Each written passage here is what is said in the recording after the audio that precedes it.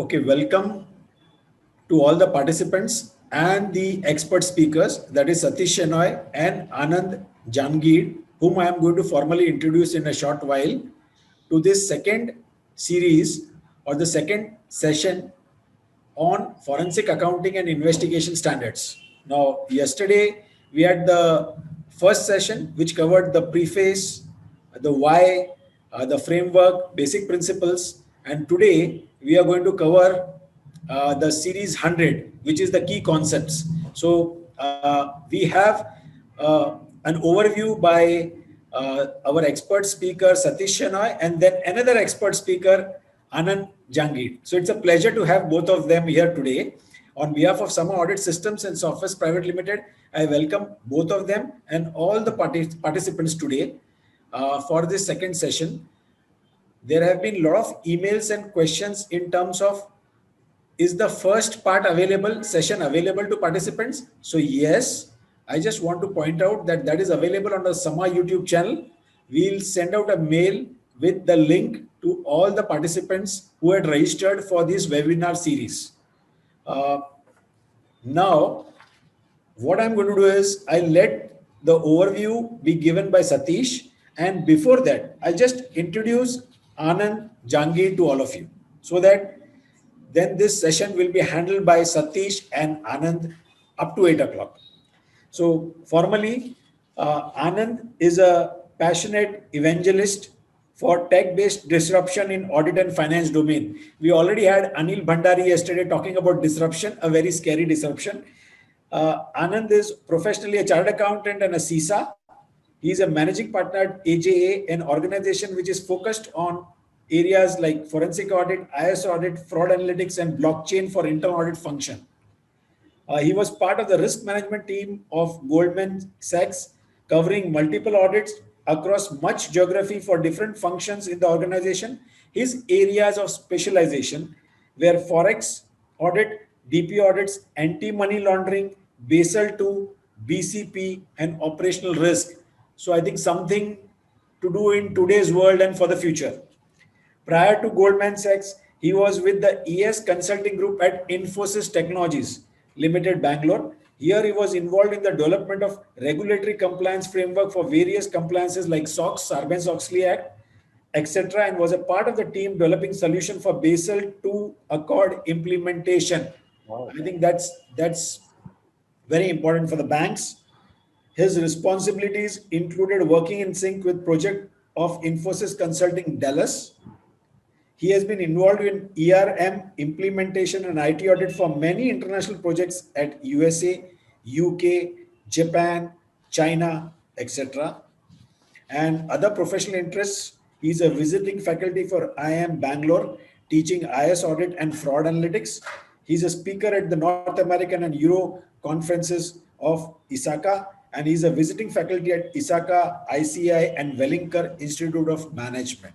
So I think we have a the two expert speakers who are with us to enlighten us on the 100 series. That is the key concepts today. I think they are who's who. So with that, over to you, Satish. So warm, very good evening to all the people from India on the webinar, and a very good morning, afternoon, evening. Not a good night, but let's call it a good evening to all those from different parts of the world who may have joined it. So, Dipji, thank you very much for the start. And I'll start. See, the format today would be, as I promised yesterday, that we will be covering the 100 series today. So the format would be as follows. It's about 6:05 now. I'll be covering, I'll just give an overview of just a 5-minute recap of what we did yesterday, like a TV serial, you say the story thus far and then you move ahead. So I'll give just a 5-minute brief about what we did yesterday.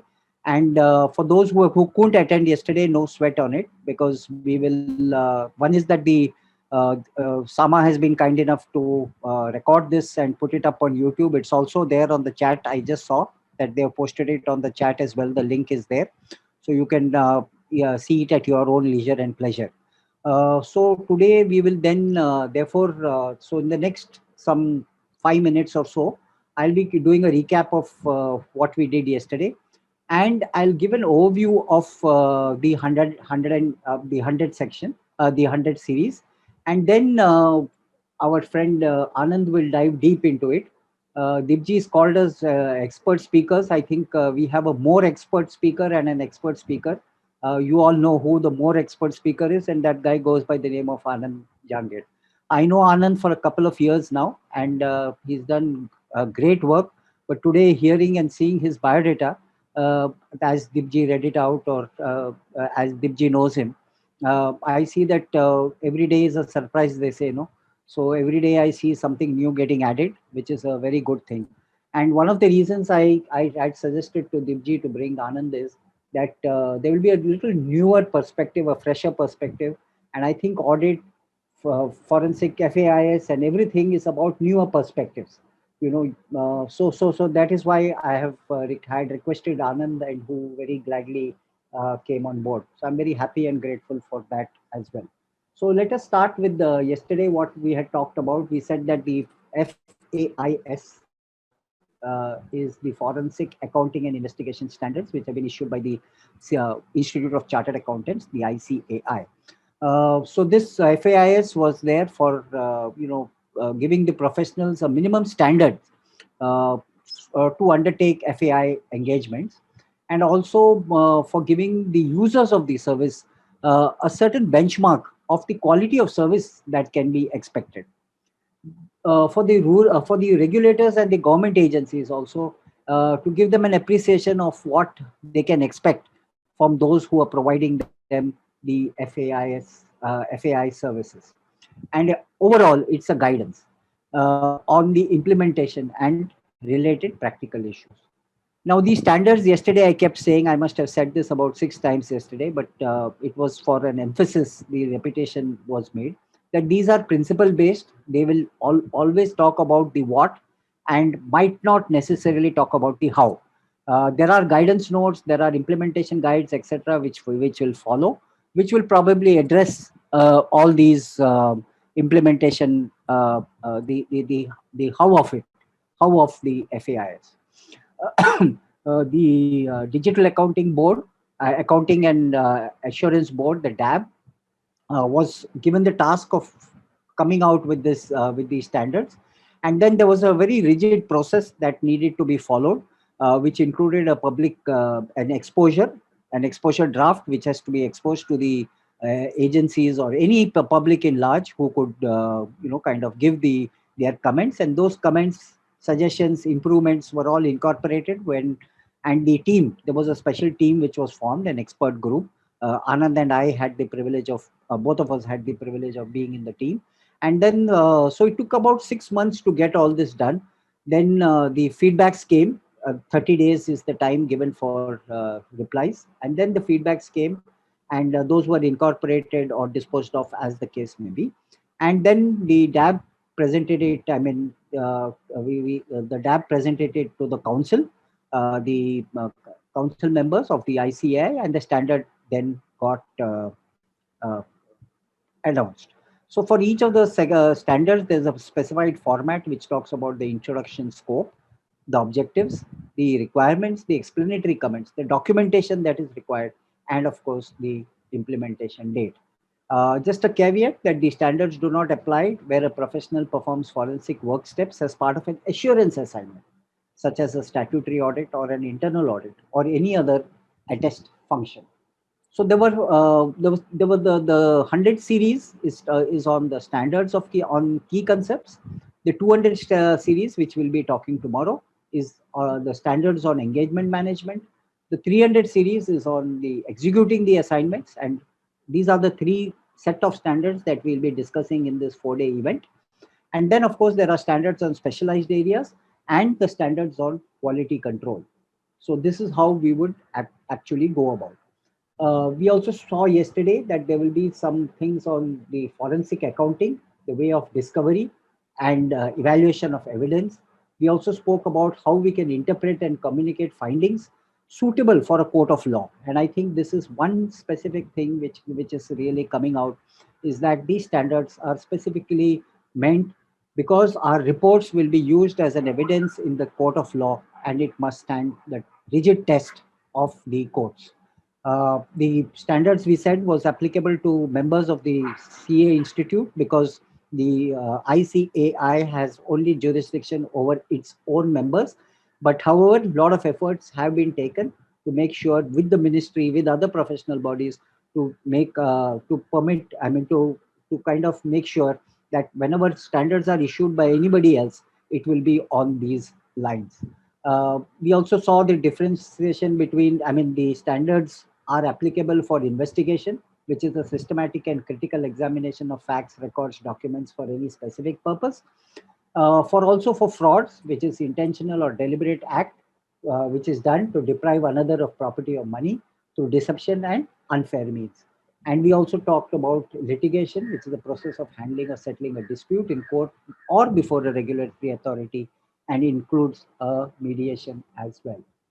We also talked about the basic principles of an FAIS, which there were 10 principles. There are 10 principles, and that would include the quality and continuous improvement, the independence, integrity and objectivity, due professional care, skills and competence, primacy of truth, that is keeping the truth as the main, as the single most important output of, it's a discovery of truth. Respect the rights and obligation of the suspect. This is a very, very important aspect which we need to keep in mind. And separating facts from opinions. That is, a fact is a fact, and opinion is based on these facts. But we must be able to separate this, the two. And of course, the confidentiality, which is a very important aspect. So this was what the entire, in a very short summary, I can say that this is what was actually covered. So today, what we'll be going into is the FAIS 110, that is 110, which is on the nature of engagement. Now, I don't want to steal the show from Anand, but I'll just talk about that, so this will talk about, the standard will talk, I'm giving a very top view, and then of course Anand will dive deep into it. So the nature of engagement means that this standard has been cast mainly for, so that the nature of engagement will include forensic accounting, investigation, litigation support, and this standard applies to all FAI engagements. That was how it was talked about.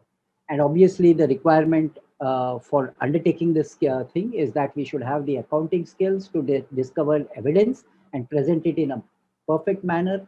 We should be able to have the investigation techniques, methods which are required for the investigation. Our reports must be in line with the engagement, and all correspondence in minutes, etc., all documents form part of the documentation process.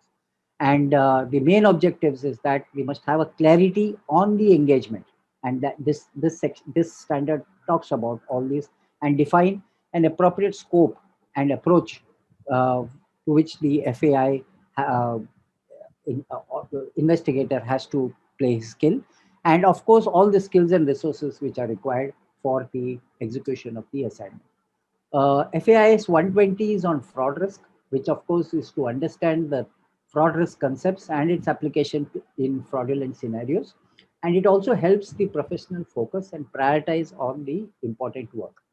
Obviously, the requirements is to undertake a preliminary fraud risk assessment to understand the nature, complexity, and the skills required. And of course, prioritize the fraud indicators and give due consideration to fraud risk when we are reporting. The objectives obviously are, for the fraud risk concepts are recognized, high risk and vulnerable areas are identified and prioritized, and an evaluation is done properly. The documentation here obviously is to explain the fraud risk and its application, and summary of the fraud indicators that have been observed during the assignment. FAIS 130 talks about the laws and regulation. This is to understand the laws and regulations and its applicability to our FAIS assignments. And such appointment must be with respect to some law or regulation, or appointment by the client through an agreement. The documentation part will include all the checklists, all the evidences that we have, the chain of custody of evidence, and if there is anything which is a deviation, then this must be specifically called out.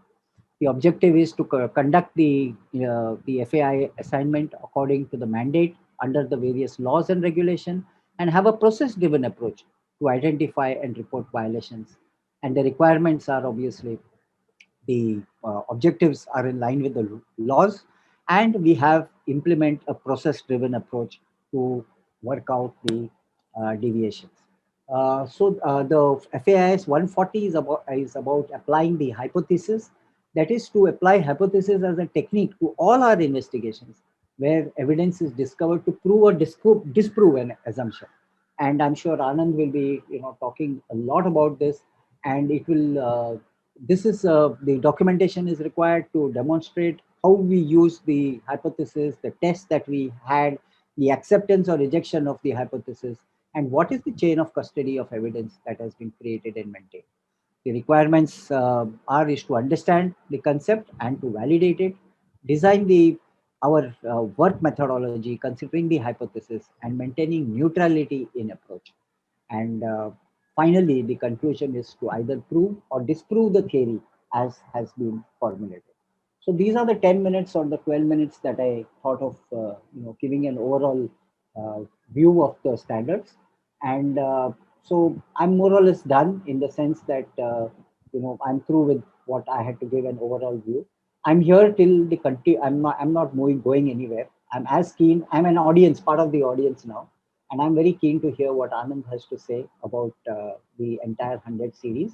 And if there's anything more that I can add when Anand is speaking, I'll of course take Birji's permission to, and of course Anand's permission to No, no, sir. kind of, interject and either enhance the thing, or if there is something which I have a different view, and each one of us can do that, because I know Anand as a speaker, he has the ability of multitasking and doing all those kinds of things that he does. And he doesn't mind getting interrupted. I think it enhances the value. It kind of creates an, what we say, quasi-interactive Yes. kind of a session. So please feel free to use the comment box for the chat box for any questions, any comments, any endorsements, anything that you feel is necessary, and whether the pace of the presentation is okay, go faster, slower, any concept that Anand, because of his vast knowledge, might just assume that Satish Shenoy also knows about this thing and go ahead. So I'll also stop him when he says something which I don't understand, and I think that's necessary to kind of do that. Meanwhile, Dibji, you can give Anand the access for making the PPT. So that will kind of help us to have a nice, pleasant evening. I do understand all of us are spending a lot of personal time on this. I'm not talking about Dibji, Anand, and Satish. I'm talking about all of us on the call who are spending personal time for knowledge enhancement, and that's the purpose, I think, with which Sama kind of announced this program, and I was readily agreed, and I'm very happy that Anand is also on board. Tomorrow we'll have Naval, if he's not already as one of the participants. We'll have Naval also on board, and we'll take this forward. So I'm here till 8 o'clock, till the last ball is bowled, as they say in cricket. Um, so I'm here till the cows come home. So Anand, all yours, and Thank you, sir. I'm sure you've sorted out the administrative difficulty of presenting the PPT. Thank you. Thank you, sir. Thank you. I think, thank you very much, sir, for your kind words. Actually, I'm like feeling a little, humbled and all things, because both of Deep sir and I would say Satish sir are basically, doyens in the industry and everyone knows them. And I am like just a basic person. And thanks for the, opportunity, sir. And I would like to, just share some of the perspective which I have. So, sir, I'm still not able to access the screen. Can I get the access? Yeah. So as by the time this is being posted, I'll just give a background. And as sir rightly said, so it's the whole standard has been made based on the principle base. So it is basically open to interpretations. And when the interpretations goes in a different mode, I also thought I will also, take a liberty for today's discussion, because there are, I'm sure all of you have gone through the compendium and everything. And there are some examples, which is like, I know, a lot of discussions have happened. I was part of the formulation. Satish sir knows it, that how many discussion has happened on one word. People said, okay, this word doesn't make sense. On that, there has been like discussion for 1 hour altogether, and then people said, let's move to the next one. So I will just directly jump into, the standards or key concepts, which is the 100 series. I hope all of you know the 100 series, 200 series, 300, 400, and 500 series. And still, till now, we are still in the opening part. So it's actually going to be very interesting. I remember my time when I was a CA student and accounting standards started coming. And we used to always say that let's pass the examination this attempt, because if you don't pass this attempt, another few standards will come. So I would say in few time, all the forensic engagements, people will say that, okay, there are new standards coming and that will become enforceable and other things. So it's better to do the complete the engagement faster, and how we take care of that. So what I have tried to do it, and I'll just give a brief how I'm trying to approach it up. I'll go one by one each of the standards, and the key concepts are basically fundamental concepts. And there are words which are open to interpretation. So I would actually be feeling free that if you can give your feedback also, because still there are a lot of talks going on and there are feedbacks coming, and I'm talking to a lot of my colleagues and friends, and they are all saying that, okay, this should have been like this, or stuff like that. But anyway, that's a good start, and we can actually try to do that. And I have tried to add it some of the perspective from international arena also, what's other people are doing in actual, like I was just giving you my perspective of how you can implement that. Like if I'm just trying fraud risk, what are the different options of fraud risk which we have come across? Maybe I will be referring some other institutions also which has come out with the point on that. So it's nothing wrong, we can actually always learn from others and see what are the areas of collaboration. So that's how I have actually done it. So let's dig deep into quickly the first 110 series, which is all about nature of engagement. And Satish sir has very nicely given the brief of that. But there is a very interesting thing which is there, because in this one, as we talked about the basic concept, this standard actually tries to differentiate between what is forensic accounting, investigations, and litigation support. And also it talks about one very important thing, which we have been talking for a long time. I see in every newspaper one talk coming, forensic audit. Sushant case happened, forensic audit. I think we have to educate people. It is no more forensic audit, because we all know the definition of audit clearly says it's an independent examination of facts and figure with an ultimate objective of giving an opinion thereon. But when I'm doing a forensic accounting engagement or investigation, there is no opinion. If there are two chartered accountants who are doing it, we should be able to come to the same conclusion if we are putting the same approach or activities which are there. So from that perspective, it is very important that we start telling everyone. I remember one time when initially I learned or joined into SAP implementation and all SAP audit, the first thing we used to ask is whether the person is calling SAP or SAP. So you will understand whether he knows SAP or not by just asking him. If the person says SAP, you mean that, okay, he just knows basic stuff of that. If you use the word SAP, then we understand that. So I think in future also, if you are actually getting into an engagement and you should be asking this word, are you using forensic audit or forensic on accounting engagement? That would be the right word we should be working on. And that is what we are coming on. The requirement, I'm just going to the gist first, and then I'll go to some of the important points which are there, which we should consider, I would say. The first one is the requirement which is there, which is like, the professional understand what is the requirement in different types of, engagement which is getting it done. He should be able to, because we all know when we are talking about forensic accounting, it is all about applicable of your professional accounting skill and matter involving, any of the litigations and all that kind of thing. So I need to be sure about that I am able to apply my accounting skills to discover the evidence in a presentable way for the court or any other authorities which are there. Now, when I say that, what comes to our mind is something like fund trail. Because if you have to find out a fund trail, where the money came and where the money go, I need to have my accounting skills. Law enforcement agencies cannot do that. And the court will also listen to me when I say that, okay, this is how the fund trail has moved from here to here. So I need to be sure about that. I need to be able to apply the investigative techniques and method where required. And when we're talking about investigative techniques and method, we have, when we go to the 330 series and other things, you have very interesting example of what are the techniques and tools which we can use. So Those part we should be aware of. And the fourth thing, I just already mentioned it up, no part of the engagement we should use the word audit. It is very, very important. It is like strict no. I would say that all my friends, I'm actually telling them, the moment you say forensic audit, it means you don't know this engagement. You should be using forensic accounting engagement, because audit is always a different thing. So that's one of the key things.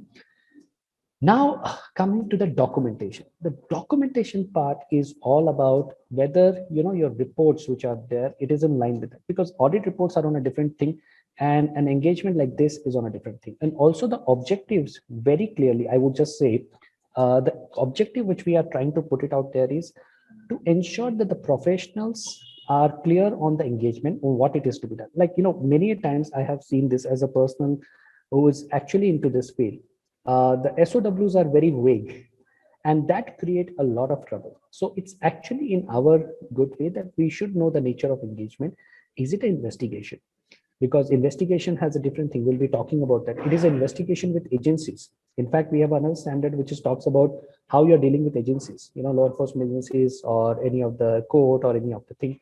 So we should be very clear about that. And we need to identify the skills and resources required to do a quality inspection. Now, this is very similar. I have been, a member of Institute of Chartered Accountants of India, ISACA.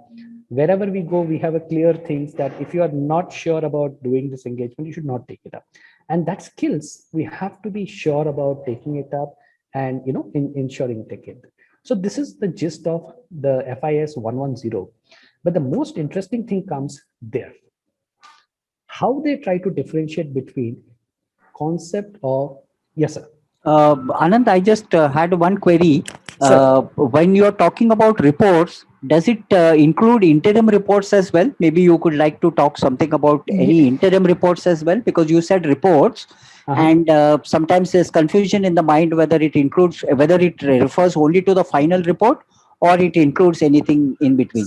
Thank you. Yeah, thanks, sir. This is a very good question. In fact, there was a discussion on that, and actually it applies to interim reports also. As sir rightly asked this question, it applicable to everything, anything which is coming out of our, from the professional's perspective, it is applicable to that. And as sir rightly asked one question, I wanted to add one more thing. I don't know how many of you have these issues with draft report for discussion. We share draft report for discussion. I think there are also, practical issues which are there, and I'm sure a lot of other colleagues will understand that.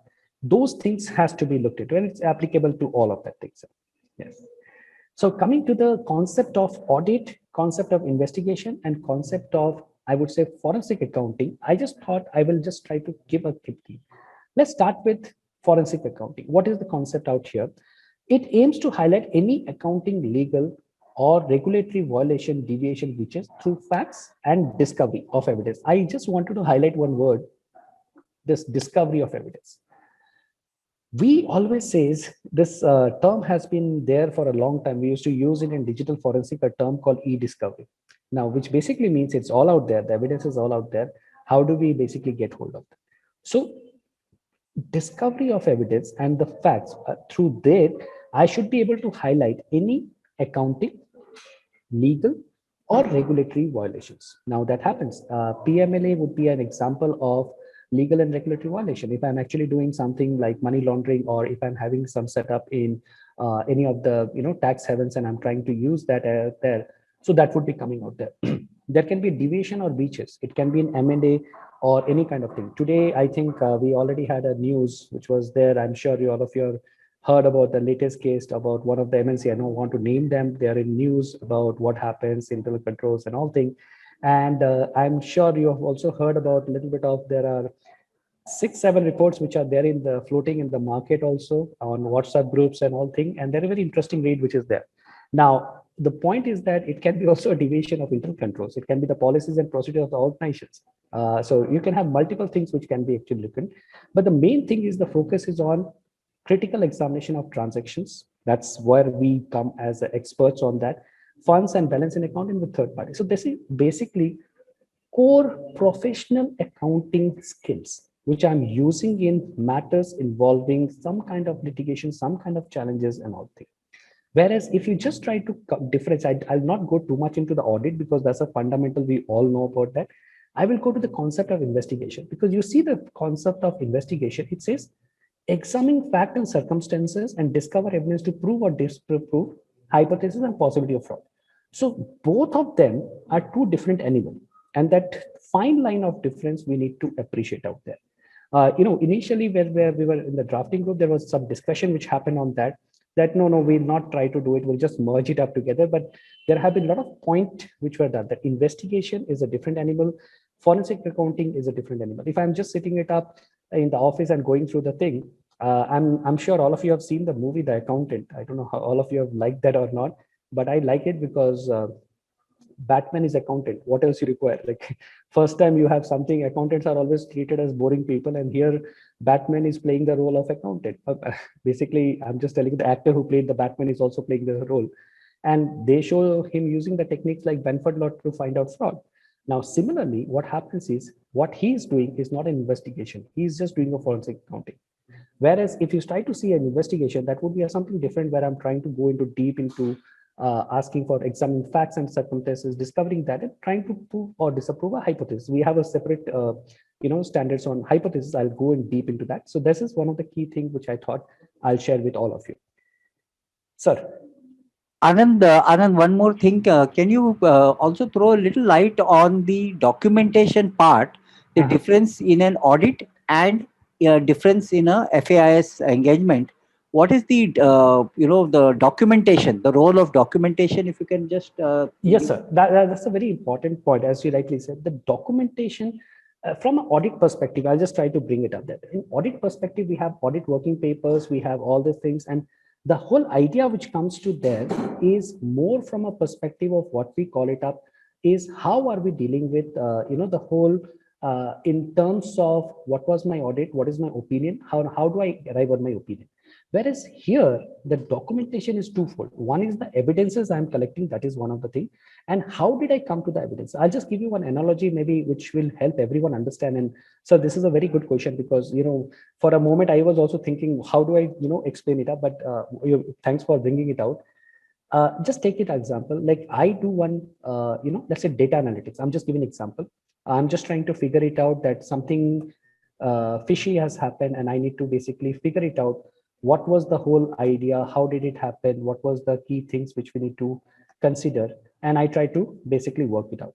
Now, when I'm doing it, if whatever steps I have taken, step 1, step 2, step 3, step 4, step 5, if anyone else also does the same step, he should be able to come to the same conclusion. Now, that kind of documentation is what we bring it out in a forensic accounting or investigation stand, because you cannot have just a sampling process or all the thing where we say, okay, this is the sample, we just picked it up and took it up. I hope, sir, I answered your question, sir. Made sense, sir?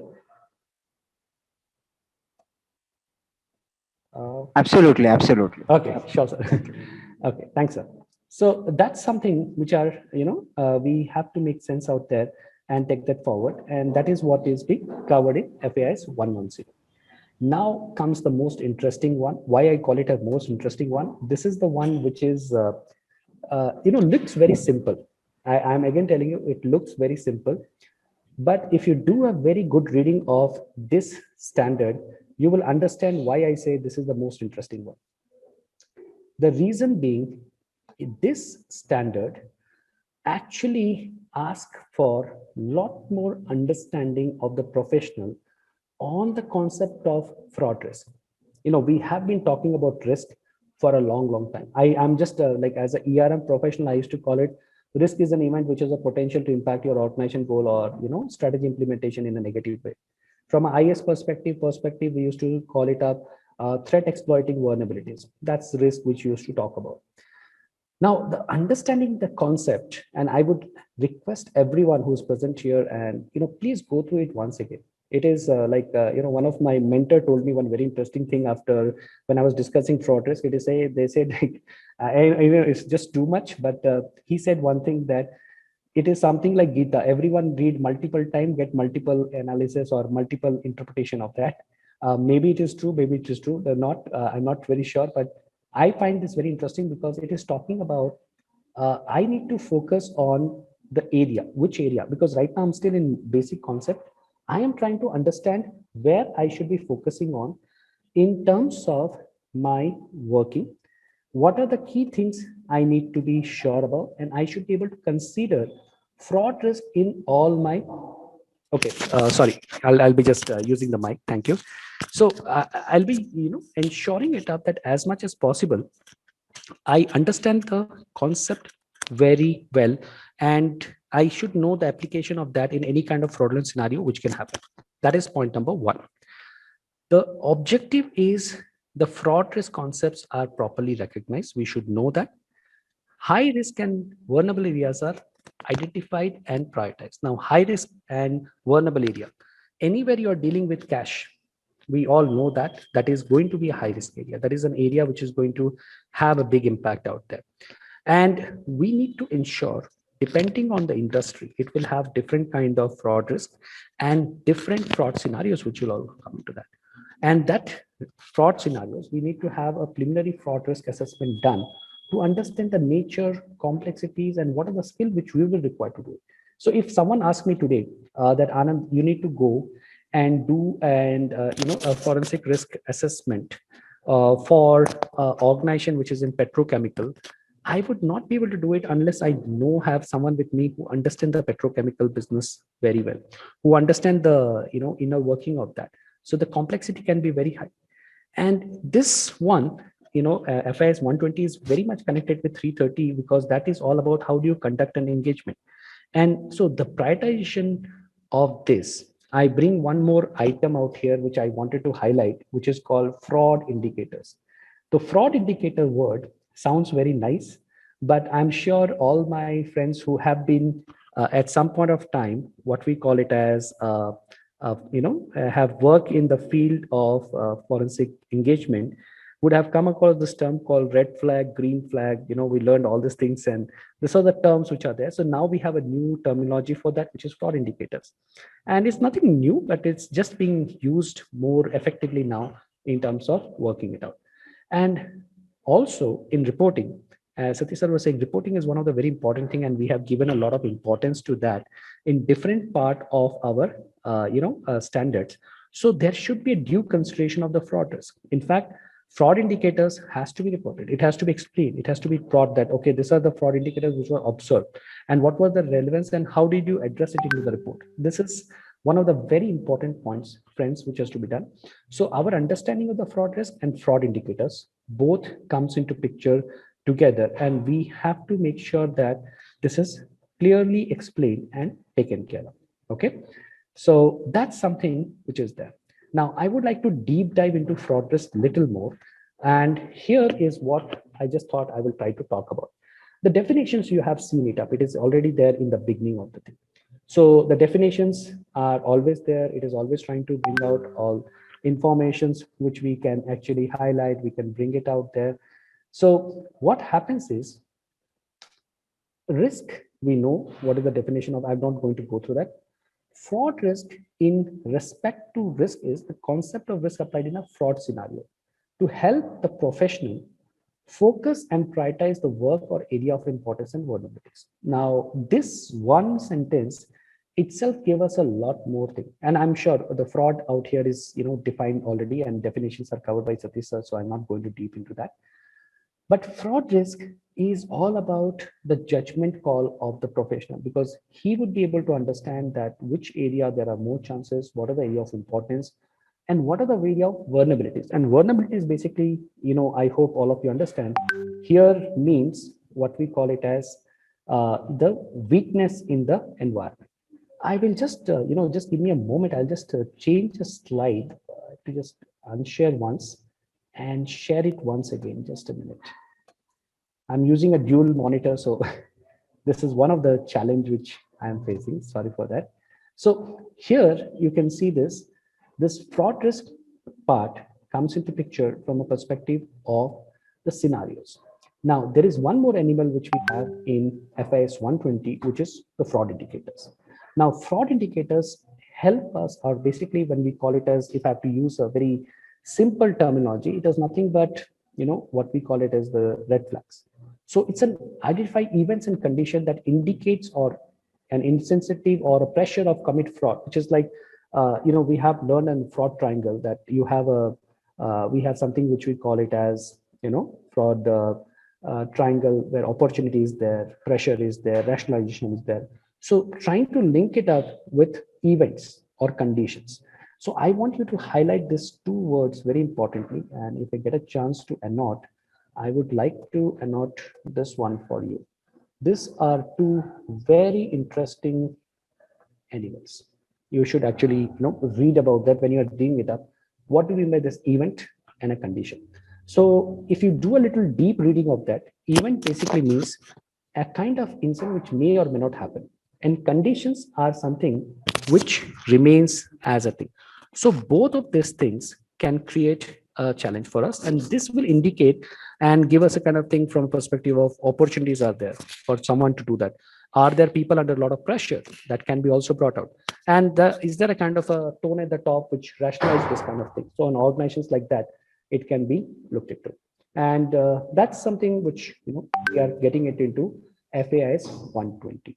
I would feel free, any questions or anything is that I would more than happy to do it, because this is one of the things. Fraud risk is going to be the most interesting thing from my perspective, I would say, including FAS 330. These two are something which I really find very interesting as interpretations out there. One point that typically comes out, and this question I had while you were talking, is that how does one try to get the single view of risk? Multiple people, multiple agencies. The risk manager has his own version. The manager Yes, sir. has his own version. How does one try to get to come into getting the organization to have a single view? So that's a very interesting question which you're having, and actually makes sense also. We had that concept. I think earlier we used to have a concept of risk universe and audit universe. We used to actually have it up.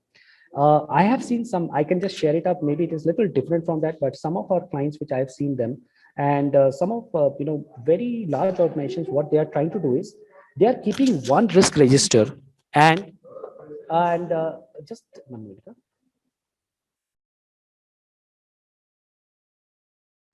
So there are a lot of organizations which are actually keeping a single risk register, and they are classifying the different kind of risk in the same one.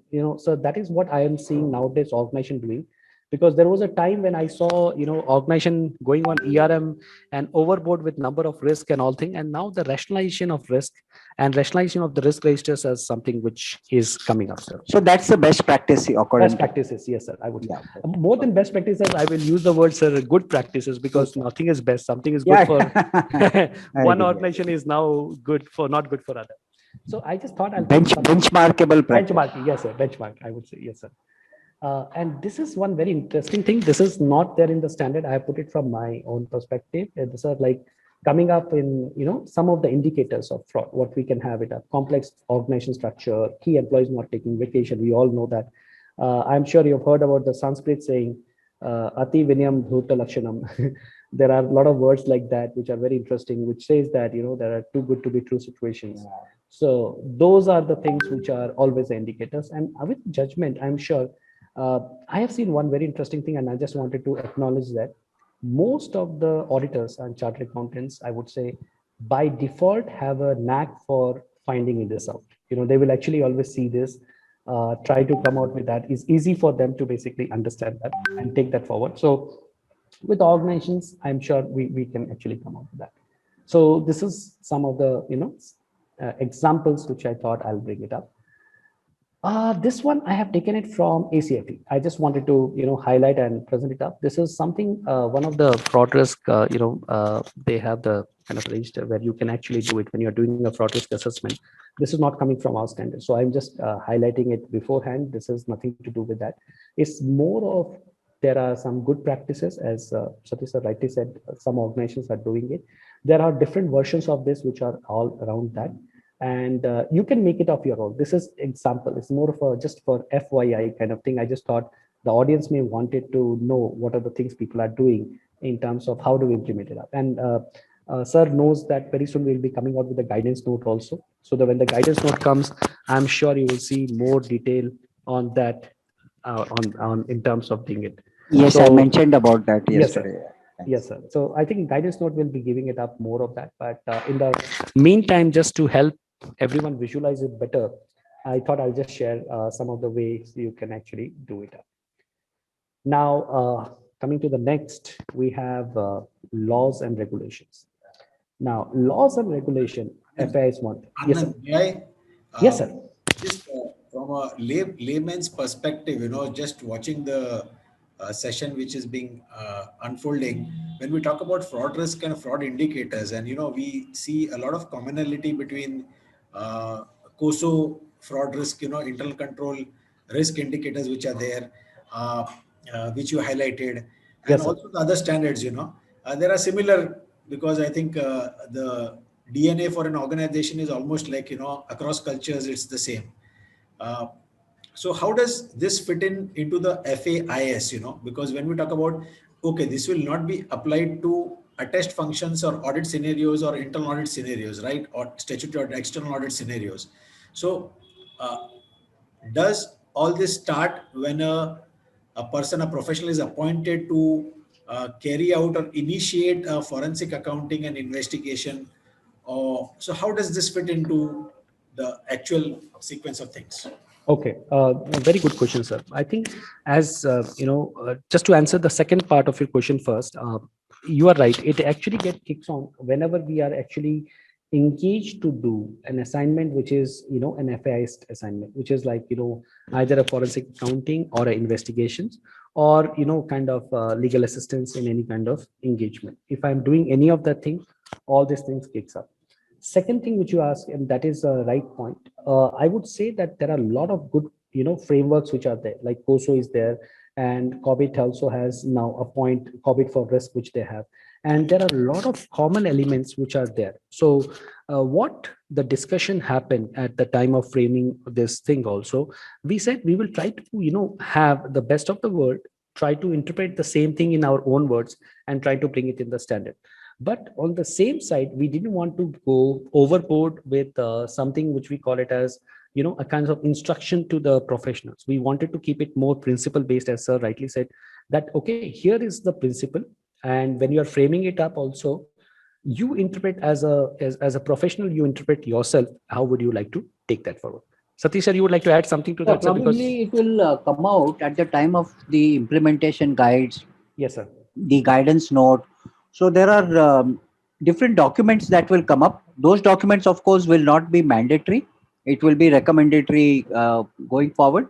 But those things also, probably the thought that you said, Dipji, will find its place in those documents. Documents, yes, sir. Including, because as he rightly said, as Anand rightly said, this is the what part, and the how part probably not probably will get addressed in subsequent documents. I know it would have been ideal. Yesterday also there was some talk about that. Ideally, all these things should have been, come out together. But I suffice to say that at least the standards came out. I mean, Yeah. there's always something to do better and better. But waiting for one, not releasing one, waiting for the other, probably would have been delayed the whole process. So Wonderful I speech. think we'll have to Wonderful wait for speech. some time. Thank you very much. Thanks, Anand. Thanks, Satish. Yeah, please continue. Sure, sir. Thank you, sir. And I think I'm sure Satish sir would have yesterday told. I was there for some time, and I was hearing, sir, the number of hours which has gone into just coming up with the standards itself was very high. I was actually, discussing with, sir was telling, and other people were telling. In fact, we had one of our friends saying that it's taking a lot of time and effort. And coming out with standards, I have been saying that this was the first experience for me, and hats off to the team, because it's a lot of work which goes in making it, isn't it, sir? It's like Yeah. too much of meetings and meetings. Yeah, To correct. This is discuss what it. we saw, but on the background also there was so much of other things that had to be done, especially after it was all stitched up.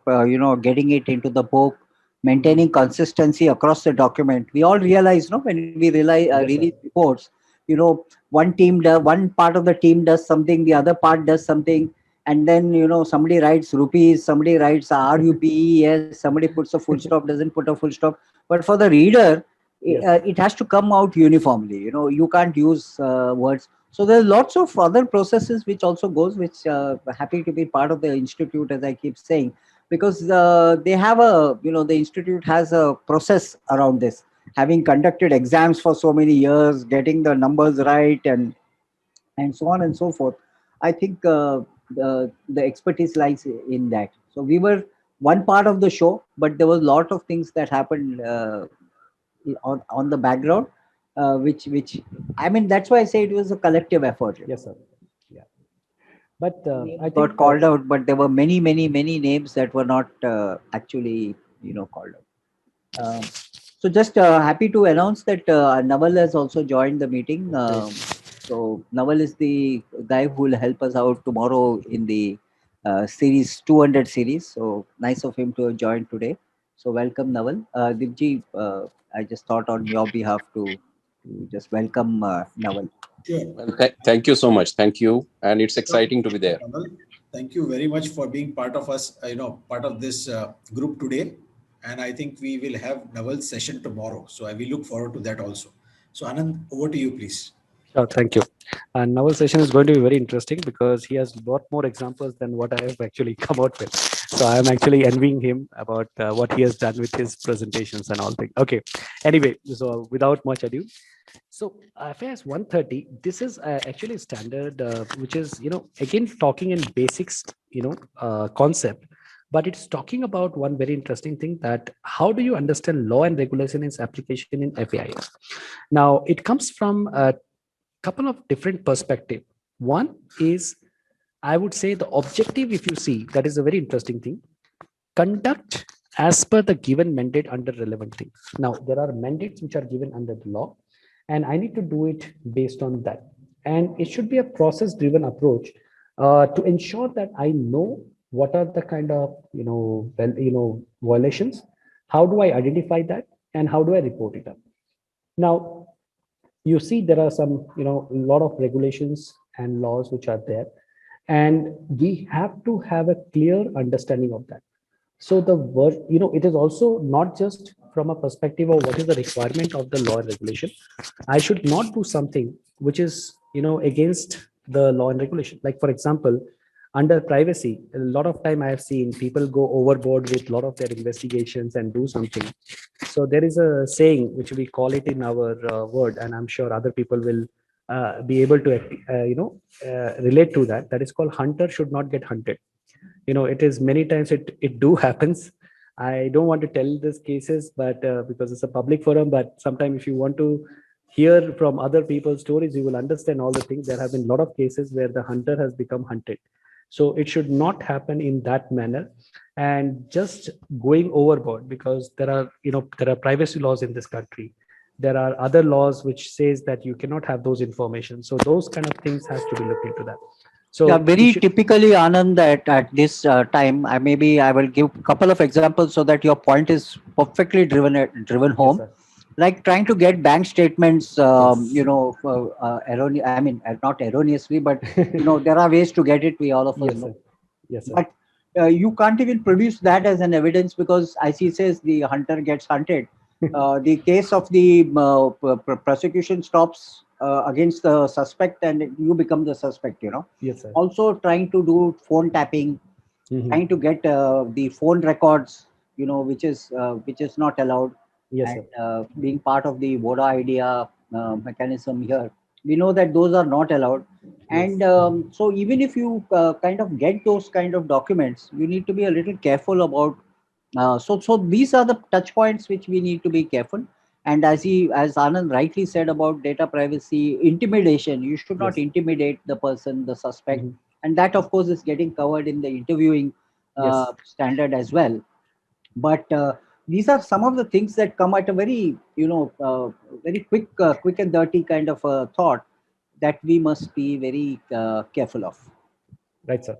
And just to add to what sir said, there is also from the IT Act perspective. I have seen some cases, sir, as you rightly said, people will send some, spoof mails. There have been people who can actually, basically tape your phone or send a malware on your system. People do that. That is something can create a lot of problem. And I would suggest, under this standards, if we are doing an engagement, we have to be very careful that we don't go against the law or regulations which are there and follow them to the thing. So if you see the documentation also, it is very clearly said into the standard that you need to draw a checklist that, it's a part of, we are going to get the quality standards also coming, the 500 series. And these are all basically like connected, where there is a checklist which we have to create as part of the ethical law with the criteria, and it has to be filled up. And in fact, there should be a quality control which has to be done. And I would say that we are actually trying to, we were discussing with some of the other drafter, and they said there should be a way of a kind of attestation to be done on those things, that this has been looked into, managed, and all that thing. And there can be also the chain of custody, which COC is the most important thing of the evidence, because evidences can be tampered with. I'm actually nowadays seeing some of the, I'm sure in court cases, have you seen the how the defense is nowadays going against, if you try to bring some image of hard disk and produce the image and other thing, imaging which is done of hard disk or mobile phones or anything as such. Nowadays the defense has become very smart. Earlier it used to just, they used to never question it up. Now there are questions being raised: who took the image, how the image was taken, what was the software used, are you capable of, are you having some kind of what we call it as educational background to be able to take those image. So all this thing, the chain of custody of the evidence, is something which is going to be very important, and it is a requirement. It would be kind of an internal paper, for working paper for the forensic engagement expert, as well as it would be something which will help them in their engagement also. So it's basically very important, it has to be done. And any specific deviation which we are, anything which comes up, has to be clearly documented. And there may be reason for that. There may be some issues which would have happened because of which you couldn't do that. It should not be something, I would say, illegal. It is just a deviation. Please understand the word. It should not happen that I just go ahead and do something. I get, like as Satish sir said, I go and get a CDR record, and I said, because I have seen Crime Patrol, I want to do this. Because every Crime Patrol, have you noticed it? One very interesting thing, like they just solve it with the phone record only. They can do it in the starting of the session only. They don't do that. वो last में लेके आएंगे सारा, वो जो CDR record will come in the last, and they said because of this is the culprit. They could have shown it at first. So let's not try to go in Crime Patrol and make it up all the things. Law enforcement agencies have a lot of power. We don't have those power. So we have to know that we are not law enforcement agencies. We are private investigators, or we are working in this field. So those things has to be come out. And I think standard, as sir rightly said, it is the what you have to do, what you cannot do. And it is clearly mentioned, this you can do, this you cannot do. So if tomorrow someone has a doubt, they can actually have to be clear about the deviation, what is happening. So deviation can be a little bit, like say, for example, due to some limitation, I have not covered that. That is what we call deviation, but it cannot go against the law. So Anand, I have one more question, which is of course not really pertaining to the standards, but I'm sure all of us will get a little more information if you give us your views on this. Now, many times when we do a forensic assignment, we get we record the statement of the suspect, and we kind of make him write whatever, or him or her write, and he writes whatever has happened. And also the last line, the standard line, that this is done without coercion and in good faith, and this and that and all that. And then he or she signs it, and then we think that we have concluded the assignment. And then when we go to the court and other things, he gets tutored or whatever. I mean, I don't want to get into the what of it. Yes. But then he comes back and says that he was under duress, and the gun was put on him, and this was done and that was done. Of course, we also take care to ensure that there is an HR guy, there is a legal guy, there is an auditor, there is an editor, there is all those things we really take care. But then it's sometimes brought to nothing, simply Yes. by the person saying that at that time he was pressurized into doing it. So what's your sense on this kind of activities, Anand? Sir, okay, I will, if I will just not want it to be quoted, but I'll just give No, you no, one no. I point. mean, it's just an opinion. You don't have to. I'll just give an opinion, sir. I'll give you an Yes. opinion. I think I would say that this is my personal opinion very much. And I can just say one thing, sir. In India, Inc. doesn't, I would say only 2% of the fraud, what is actually happening, are getting reported. Of course, of course. So many frauds which was there, no one wants to go to the legal systems and all thing, and because it takes time, so no one get done it. So I would say the only thing, the use what I've seen of this confessions, which are basically, we call it confession, and they will get a written statement from that, is maximum you can use it to ask that guy to resign or leave. One of my friend used to tell me, it is like you should actually allow him to resign and go to the competitor. Why should only he does the fraud here? He should do one fraud there also. But the point is, kind of thing is that nothing happened. And so if I come to the court of law, I'm at this age, after being into, I would say, profession for such a long, I am doing law right now. I have just registered to do my law. The only reason is I am like a little fed up to go to tell the lawyer this is what it is, because we will say X and they will present Y. This is actually the problem with I would say, the lawyers. How do they present it up, how the case is built? But I have seen one more case also, sir, which I would like to just say. I'm not naming that case, but in a similar case which happened, that confession which was written was a very detailed one. So we would able to connect it up that he has said this happened. You can see on this day, this guy was here. There was a proof of that. Then this happened. So all the connecting dots help the judge, make a kind of a decision that no, this guy is actually trying to go around that and take a case of that. I can give you one which is in public domain. I'm just sharing with you, which is a very interesting case, similar case which has happened. It's not a fraud or such, but there was a case where, one lady was there in one of the company, IT company in Bangalore. And this lady, what she did is, she was not performing well. So they gave 3 warnings to that. And, in most of the IT companies, they have a process saying that after 3rd warning, if you don't do it, we'll put you for a 45 days special program where if you change, then we will hire you. Otherwise, you are asked to go. So this lady was asked to go like that, and they followed the proper process, the HR process. Now, immediately after that, the lady actually filed a complaint in the labor court saying that I was pregnant, and because of this, the company has fired me. Now, the company has to prove, this is a large company, they wanted to prove that, boss, no, it is not like that. It is, we have not fired you for that. It was already a performance-based firing. So this time, luckily for us, because that company has an AUP, acceptable users policy, and they used to document everything which is happening on that machine. So they were able to show the logs of that machine that this lady is 90% of time not working. She's already on YouTube and all that thing. I'm just giving an example like that. And then when that lady was asked to go, they had taken a written thing from that because of performance and all the thing. And that was actually taken the labor court, which was there, and taken care of. So I would not say it's a fraud case or so, but similar case where there is a kind of a issue comes up and all the things, sometime it will help you, sir. Fantastic. That's a point which I just thought I'll share with you, sir. Okay, so now coming to the laws and regulation, I also wanted to put one more point here, which is on the direct impact laws and specific laws. This is something which is, we should understand here. So direct impact are basically provisions related to white collar crimes, corruptions, money laundering, certain contract of company related things, or which are there. We have also our FCPA, which comes into that, Foreign Corrupt Practices Act and other things. And there are also specific laws on privacy, insolvency. We have information technology. Now, information technology, I would say the environment. There have been cases, friends, a lot of cases which are there where I would say lot of large organization has got into problem, and we should read it very carefully.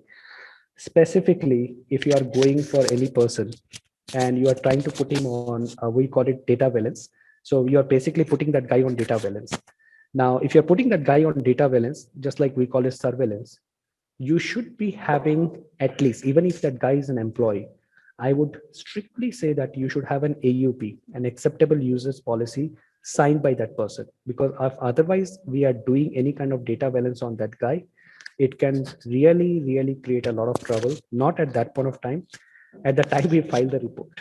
And if this guy is little smart, and which most of the people are, because I'm seeing nowadays cases where you would not believe that people have used forensic tools to clean up their machines. So people are becoming smart. I think internet is becoming a great leveler. They know which anti-forensic tool to use, and they are using those anti-forensic tools and cleaning up their machines. So you don't have anything. So in that kind of scenarios, we have to be clear what we are getting into and how we are taking care of that. So those things will come from a perspective of, I would say, laws and regulations. This data valence is a term which is used in the IT Act. Means I'm sorry, but no, sir. Data valence is used in our forensic engagement, sir. We use it like if I have to actually, tag a person and basically put him on like we call it surveillance, and I'm just trying to, I suspect something is wrong with this guy and he's doing something, can be a procurement guy who's doing it up, so you can do data surveillance on him. And in India law it allows it, but only problem which is there is, sir, you should have a AUP, which we call it acceptable users policy, signed by that person. If you're not doing it, it can be a big problem. We have seen one case where that was like, it is like learning from experience. So that the guys whom we're dealing with are very smart. They're very senior guys and white collar criminal. That's the reason I mostly wear blue shirt. You will see me. Sorry, I'm not pointing at you guys. Sorry. So white collar criminals are dangerous, all the time, and they're very smart people. So I'm just joking, sir. I'm sorry. Please don't take it otherwise. Right and left both. Right. No, you will see mostly me in blue shirts. If anyone buys me a white shirt also, I don't take it up. I say I'm always in a blue shirt. So that's all on the FAIS 130. So that is something which is interesting one. And I would say you should read this FAIS 130 along with 330. If you read both of them standard together, it is a very interesting read. And there are some examples also on 330 which has been given. And if you read that, I'm sure that will add a lot of value to anyone who's going through FIS 130. Okay, so let me go to the last one. Okay, these are some example. I just thought if, this is one of the checklist, like Naval is also in white collar. He just messaged. Yeah. Okay, so checklist of what we call it as, money laundering from a perspective of that. And I think, this is one of the things which I'm seeing, and a lot of opportunity. Money laundering cases are really rising. These are one of the cases which are really going high. So there are guidelines, who are the process owner, what was the input which was checked, what is the review, completed, not completed, all the things we can actually look into that and take that forward. So this is just for example, I just given it. So anyone wants to do it. By the way, I just wanted to highlight one point. This is not from the compendium. This is just from outside. I just thought, it will be helpful to, visualize it, what we are talking about. I'd like to keep like last 20-25 minutes for question answer. Feel free to ask any question at that time. So I think it's a very interesting, add-on from Satish sir and Deepji sir. It's interesting. I really enjoyed this discussion. So let me go to the last one. This is again, sorry, on the samples. I've just given a list of that. These are just illustrative. It can be more of that, but it depends on organization to organization or case to case basis, which are there. Okay. So let me now move to FAIS 140, which is going to be one of the longest one and a lot of discussion. And I'm sure a lot of audience will be confused by going through that, because that is one area which is hypothesis has been added for the first time as a word in a lot of things. So we will discuss this applying hypothesis as first. Let me go through the snapshot of the standard, and then I will talk about what we call it as what are the key features of hypothesis and everything. Okay. So first thing is we have to apply hypothesis as a technique. So it's a standard on a technique. So this is very interesting. We have a kind of a mandatory requirement that we should apply hypothesis as a technique in all our FAI where evidence is discovered to prove or disapprove the assumption. I would require, if any one of you are making notes, to underline this word prove or disapprove, because this is going to be the most interesting thing. And I have a case study also. If time permits, I'll try to discuss that. Otherwise, we can just go forward. So the whole idea is you need to have a discussion on a hypothesis which has to be framed, and then we need to approve or disapprove that.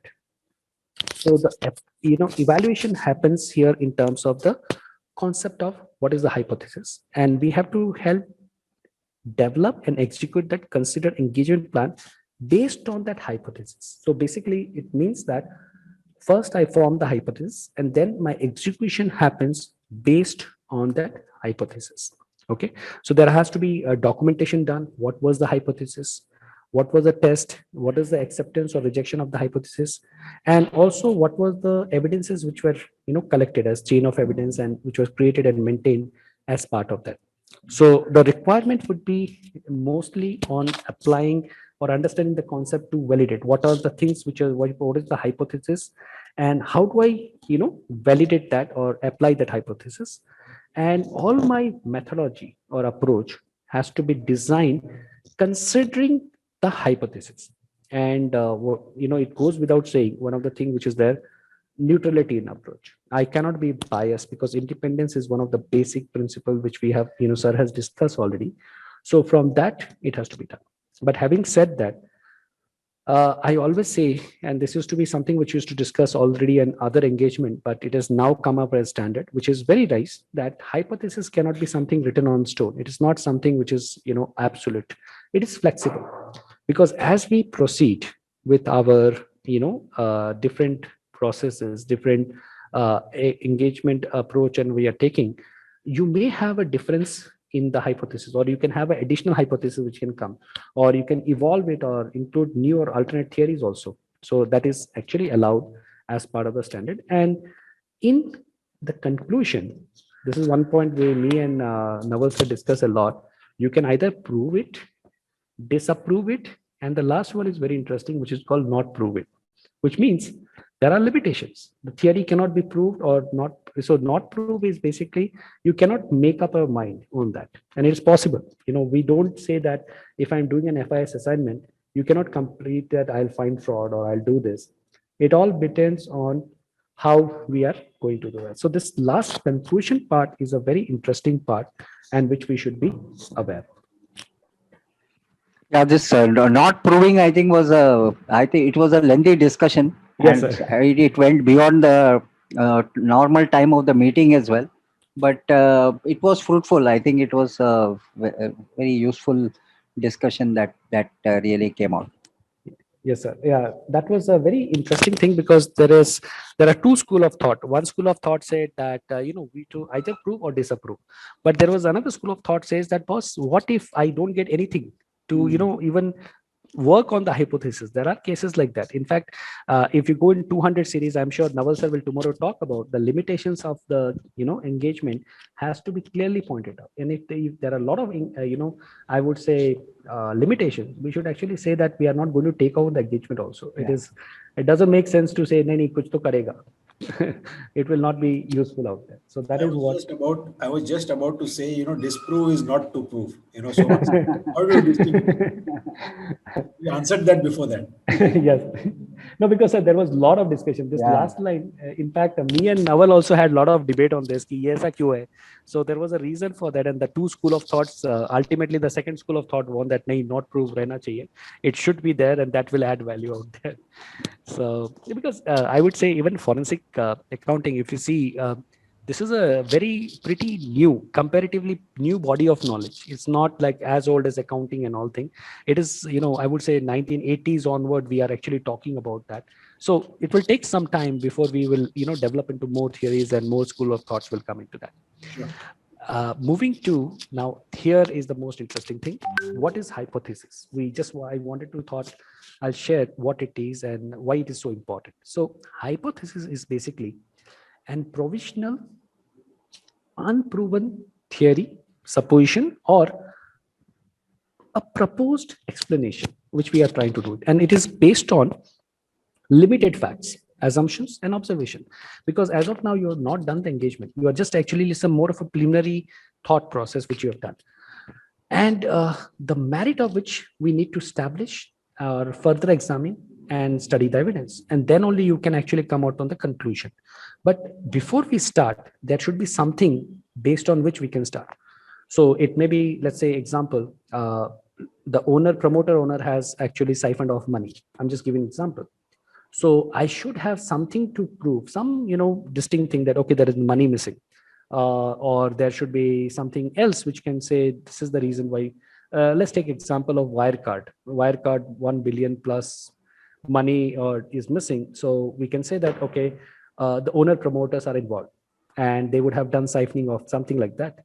So it would be the limited base. Now it has to be investigated. A lot more detailed deep dive has to be done on that. Only then we can come.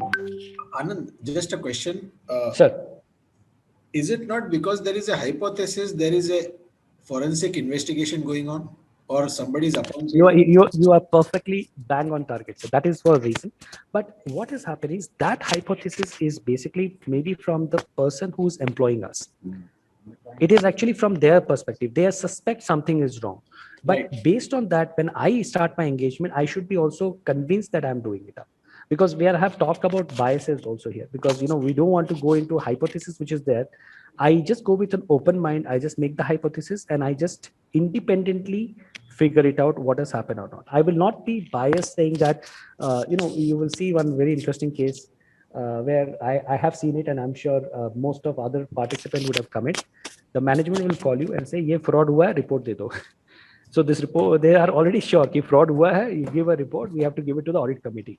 But that is not the right approach, because it's possible they are right. I'm not saying they are not right, but when you are doing it, where quantification becomes important, we have to also quantify that okay, what is the amount of fraud which has happened? What are the key things which we need to understand? And it has to be, verified by testing certain transaction and balances, so that we are sure about that, okay, this has happened. And in the investigation, the hypothesis developed in the fact of the case which you've done, and we test it up. We revise the support, or we reject, or approve it up, saying that okay, this is something which is there. And also one very important thing comes into picture here is the modus operandi. That okay, if you think this has happened, how this has happened? Right. What was the key things which has done? So it is becomes important that we don't make a statement, we go by the facts. That's the kind of thing, as a forensic accounting professional, he should be sure about that. Before he make a statement, he's sure about the facts and other things, because many a time it has happened also that people have gone with a approach saying that okay, there's a kind of hypothesis, but it was proven otherwise. So if it is proven otherwise, we have to be, I would say, professional enough to know that, okay, this is otherwise, and let's report in the other way, whatever is required. And important thing here is applying this hypothesis, which makes the process of evidence discovery more methodical and effective. I always say this, forensic engagements are like boiling the ocean. So when you're boiling the ocean, it is like a lot of work, and that is the reason there are so much of data analytics goes into picture in, I would say, every transaction has to be looked into.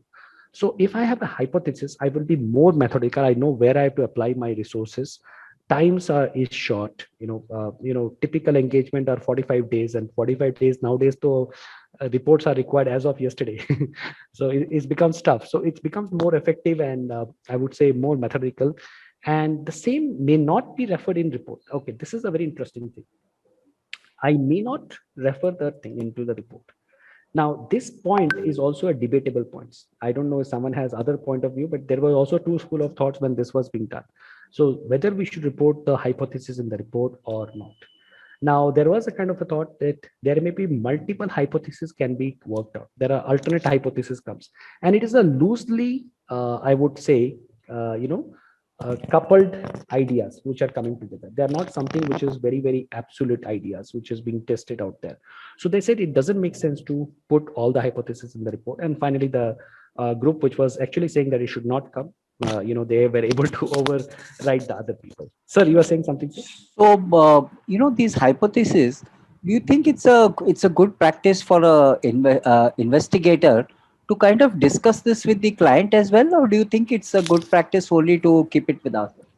Sir, okay, it's actually a good practice to discuss with the client. I would say always it is a good practice, because I'm just telling you from my experience. There have been cases where if initially, because I'm just talking before standard, there was time when we never used to discuss the hypothesis with the client. We'll just go with a like very, closed mind and everything, and we'll just do it. And what used to happen when we used to go for the discussion of the report, the draft report discussion, that time they say, "Arey, what you are telling is all bullshit." And we said, "Oh, we wasted our time in that thing."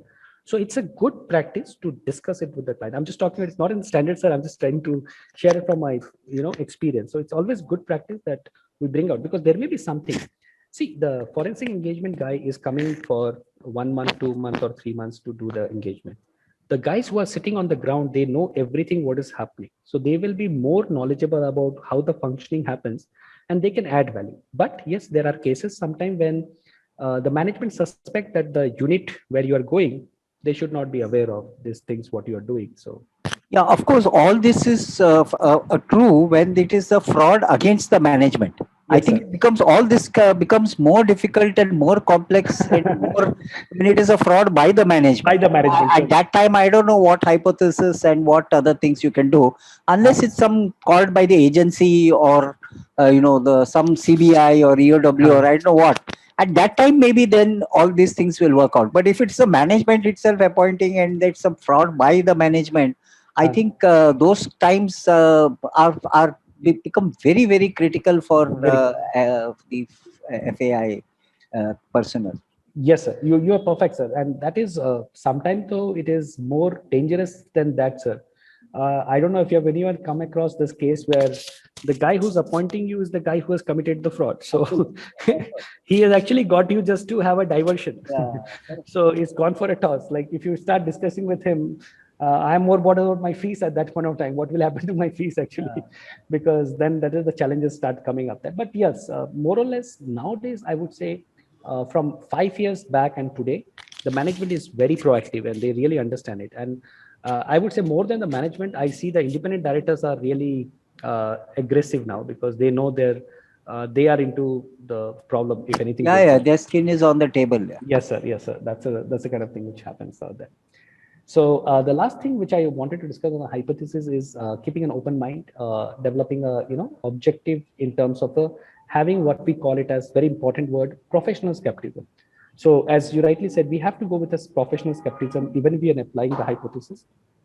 And as I told you, hypothesis can be what we call it as alternate hypothesis also. So we should go with an open mind and we should get all the evidences to support the conclusion, whatever it is, prove, not prove, or disapprove, whatever we are talking about, we should try to have all the evidences and take that forward.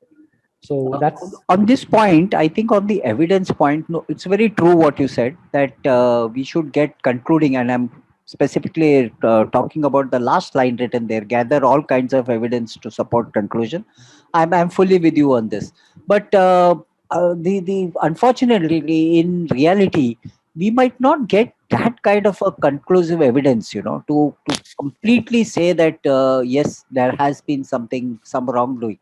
And I think that time it's of course case on case. I do agree, and I think the job becomes a little more difficult at such points in time. Sir, completely agree with you. I think absolute evidences and other things are very rare cases.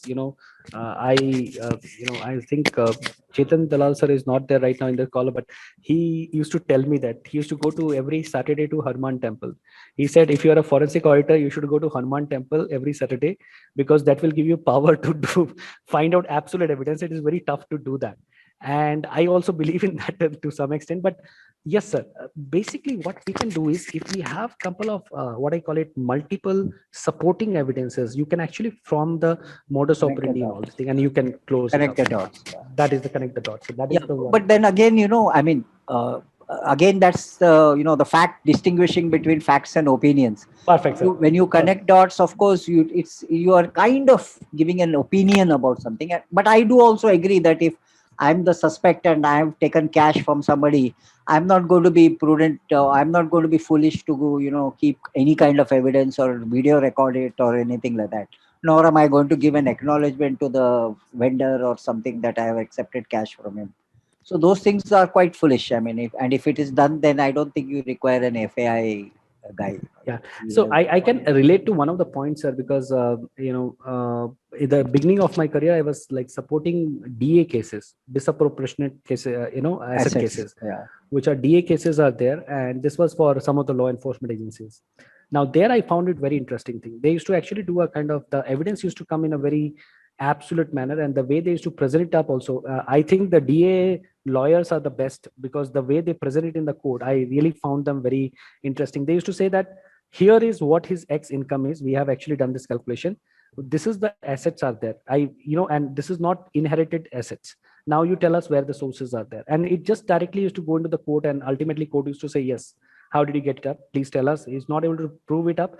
So it is like, I know from the legal perspective, apart from PMLA, in all cases, we go with a kind of a thing that you are innocent until proven guilty. Otherwise. Yeah, so only PMLA we go with that other theory, which is like you are guilty, you have to prove yourself you are not guilty otherwise in PMLA cases. But what happens is the way it can be presented, the case can be presented, or I would say also our reporting, we should be very careful. I'm actually looking forward to the standard on report which is going to come, because that is going to be very important. I think one of the area we lack is how do we report the facts of the cases.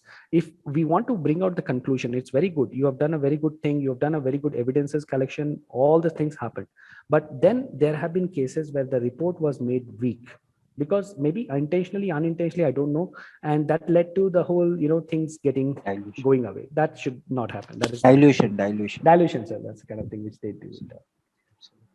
So this is Fantastic. on FIS 140, and there are some do's and don'ts. I just thought I'll, from the reading of the thing which can do, it should be clear, simple, testable.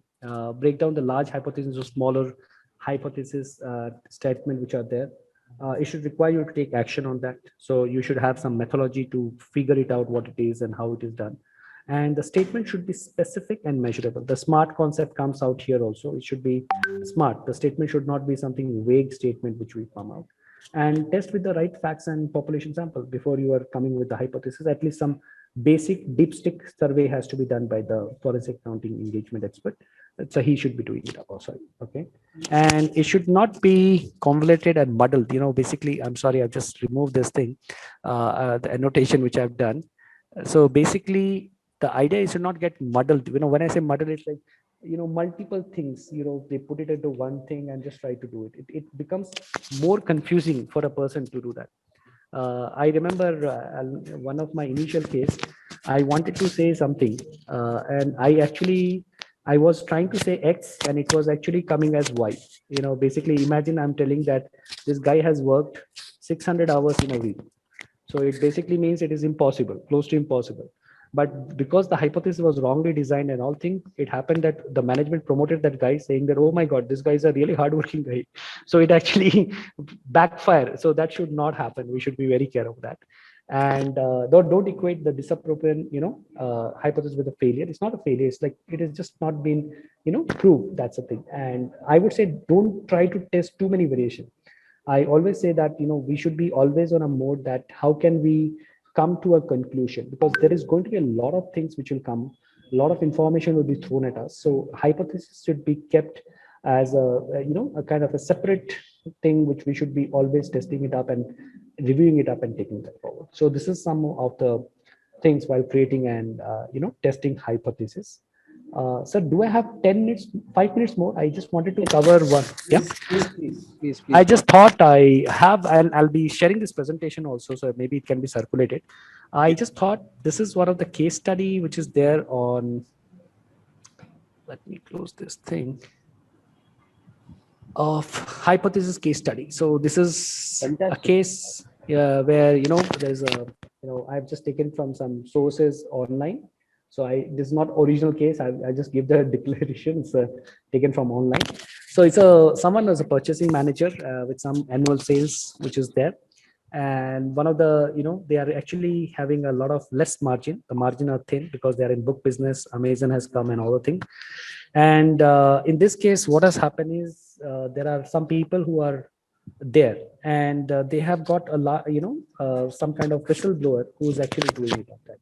So this person, Lauren, get a kind of a call because that ethics hotline is being maintained by that person.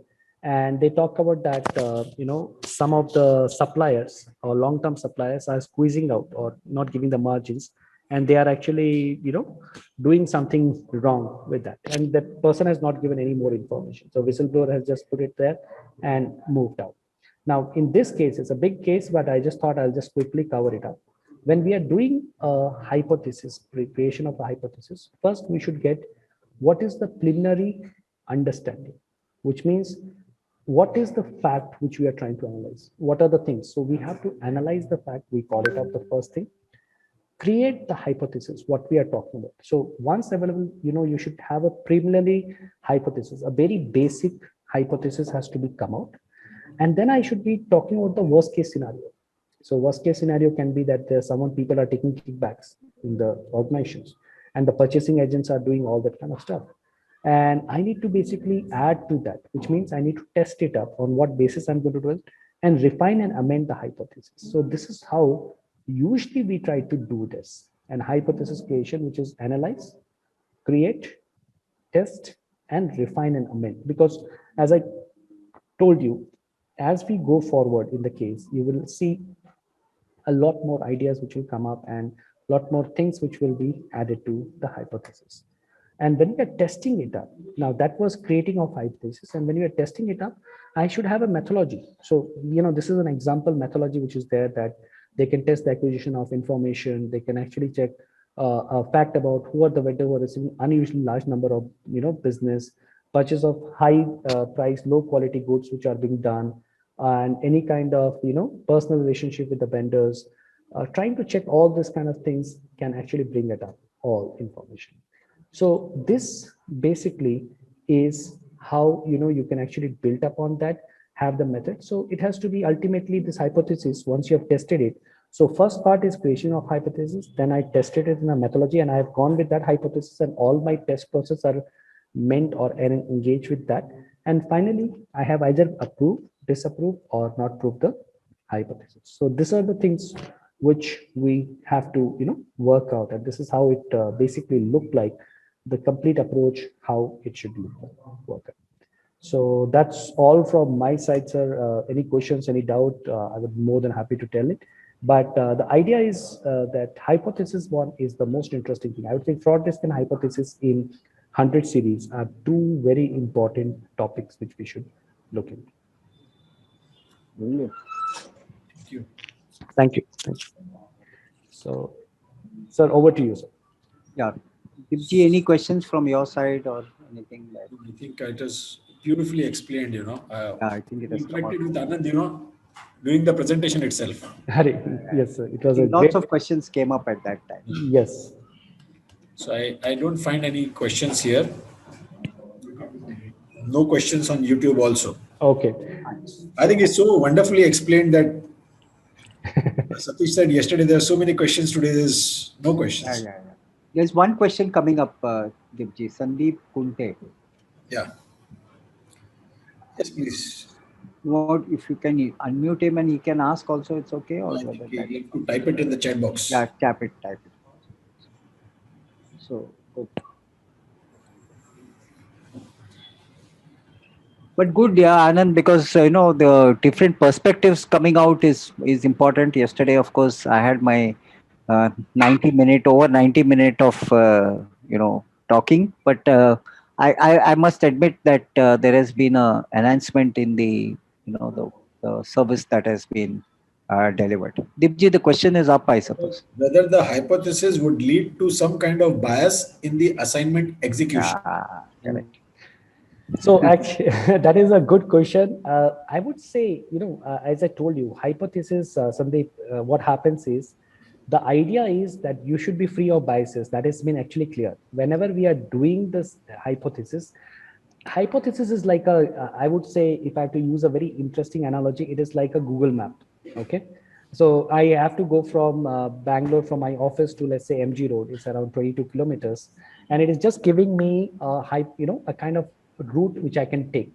Now I can take another route also. It is not just, I have to take that one. There are multiple routes which are there. Or maybe on half point, I went and I found a big jam and I can change my route and take it forward. Now, that may not be a very interesting example, but think of that as hypothesis giving you some direction to start with. Otherwise, you will be, mad because you don't know what you have to start with, what you have to add. Having the second part of your question, which is very important, that can there be some biases? Yes, it is possible that you that. But see, there has been clearly said, there is independence part, as sir lightly yesterday mentioned about that forensic accounting professional should be independent, and he should be, even in the standard also, if you read it up, it says hypothesis should be without biases. You are just proving or disapproving it up. You are not saying that, okay, this was the thing. There can be alternate of that, and you can actually work on that saying, okay, there's no fraud has happened because everything has been fine. So, but you should have a hypo. I'll just give an example. Okay, then I think it will be much better. There is a fraud indicator leaving out of the mean. Okay, and what I'm telling you is actually happened. I'll not name the client because we have NDA. So one CFO calls me and say, Anand, can you come and meet us? I said, yes, sir. I just go. And he said, that Anand, can you basically put or do a kind of investigation on our head of marketing? So why, sir? What was the reason? He said, because the head of marketing just purchased an Audi A6. Audi A6 cost around 60 lakhs in INR, and I think the on-road prices are around 70 lakhs. But the person who is there, the head of audit, his package is around 95 lakhs. So I think he can approve it, afford it easily. But he said, no, no, no. His take-home salary is only 63, something around that. Plus, we know that he's paying an EMI of his house of 35 lakhs. And he's the only earning member in his house. His wife is not working. So, it's a kind of hypothesis which we have to form that yes, this guy is doing something, because this is an FMCG company, and it is very much possible that in advertisement budgets and all the things, there he's getting a kind of a kickbacks or anything. So this is the thought process of the management. Now, when you did the complete investigation, you find out, no. This guy had a plantation, coffee plantation in Coorg. His family plantation in Coorg, which is around 700 acres. And they have sold the plantation. And after the selling of the plantation, his share in the whole deal was around 60 crore. Now, if you have 60 crore rupees, you will buy Audi A6. If I get 60 crore, I'll buy Audi A6. I'll not travel in my Sentro, right? So the point which is there is, it's simple. The person had it. But there is an hypothesis has to be formed. Then only the investigation happened. And it was proven otherwise. So my point is that it's not about being biases. You just go with the kind of a thing that, okay, this guy would have done something. Check his account, check all the details, check about him, what is the relationship, blah, blah, blah, and then take care of it. Okay. I think you have also answered the second part of the question which somebody asked. Please share some details for hypothesis which you have done it. Yes. There's one more question. How can anybody prove, or you can prove, that there was no bias? Raj, this is the most interesting thing. Yeah. So we have one saying, right? In auditing, we call it up. Accountant should not, auditor should not just be independent, appear to be independent.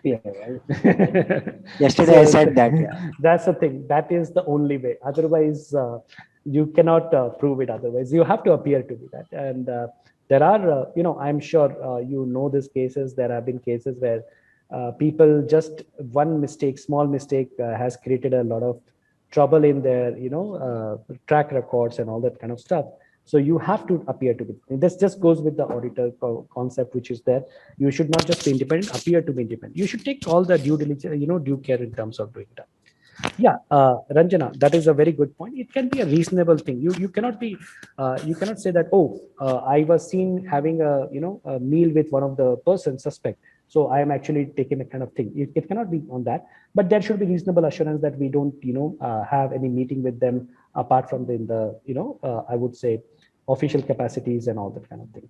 I couldn't understand, Abhishek, one question: how can drive for software solution? How can drive for? It was, I left that out because I could not get what he was trying to. Yeah, I couldn't understand. But what he's trying to say is, how can we drive for, means what are the steps that are necessary? Is there a software that can ever be made for kind of building hypothesis, or building, I think, what is the drive? Okay. I think hypothesis, one thing which I can say, that you can have a very good DMS, a document management system should be there. That it will help us. You can use SharePoint, you can use anything, not any particular, I would say, but it will help you to have the thing that, okay, this was the hypothesis, these are all the evidences around that. It just gives you one kind of, one storage of all the things. Apart from that, I don't think. But one thing which I can tell you, if you're doing data analytics and you're coming on in some conclusion, please make sure it is properly documented, and you are saying that I took this step. Anyone else does the same step should come to the same result. That is the most important thing which is there. And Sandeep, you're right that there's the thin line between hypothesis and fraud indicators. So does the example you quoted of marketing manager appear to be more of a fraud indicator? No, Sandeep, I'll tell you. The fraud indicator asks me to go for the engagement. Fraud indicators will actually help you to form your hypothesis. This is one of the, like, if you can use it as a funnel approach. So what are you putting in the funnel? You're putting what you are already aware of, your fraud indicators, your other information, and based on that, you're forming your hypothesis. Make sense, Sandeep? Yeah, it's an input. It's an Yeah, it's an input input, to. sir. It's an input to Yeah. form your hypothesis. Great, great. Now, good questions, Sandeep and Ranjana, Raj. Nice questions. Great.